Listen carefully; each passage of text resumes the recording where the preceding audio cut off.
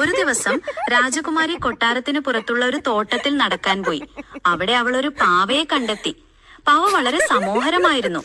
രാജകുമാരി പാവയെ കൊട്ടാരത്തിലേക്ക് കൊണ്ടുവന്നു. രാത്രി രാജകുമാരി ഉറങ്ങാൻ കിടന്നു. അപ്പോൾ അവൾ ഒരു ശബ്ദം കേട്ടു. ശബ്ദം കേട്ടിട്ട് അവൾ വളരെ പേടിച്ചു. അവൾ എഴുന്നേറ്റ് നോക്കി, പക്ഷെ ആരെയും കണ്ടില്ല. അവൾ വീണ്ടും കിടന്നു.